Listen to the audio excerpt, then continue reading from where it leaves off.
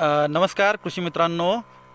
दुपारीच आपण माझा कलिंगडाचा प्लॉटचा फोटो पाहिले असतील. तर अशा पद्धतीनं आपल्याला एका बॉक्समध्ये 4 बोटं आलेल्या त्या वॉटरमेलन लिहिलं आहे ABCD आणि हे मायक्रोरायझा म्हणजे व्हॅम पावडर.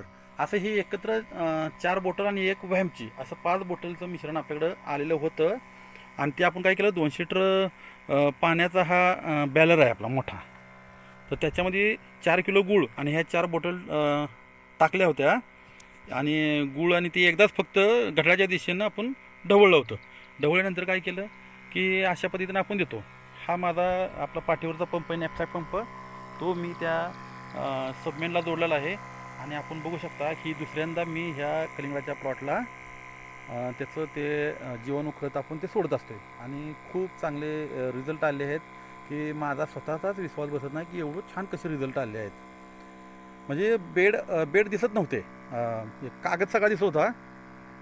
आता कागद फार क्वचित दिसतोय, इतका चांगला रिझल्ट आहे. आणि हा जो माझा प्लॉट आहे वरचा, तो जवळजवळ 40 दिवसाचा प्लॉट झाला आहे. ह्याला पण मी सोडलं आहे. हा पण तुम्ही बघू शकता. हाही अतिशय सुंदर प्लॉट आहे. याच्यात तर माती दिसत नाही, इतका चांगला आहे. हे आपण फेरोमेन ट्रॅप लावले आहेत, स्टिकी ट्रॅप लावलेले आहेत. आणि अतिशय चांगला असा रिझल्ट आहे. अतिशय मस्त वातावरण आहे. आणि तुम्ही पण सॉईल कल्चरची ट्रीटमेंट घेऊ शकता आणि आपलं भरघोस उत्पादन वाढवू शकता. नमस्कार.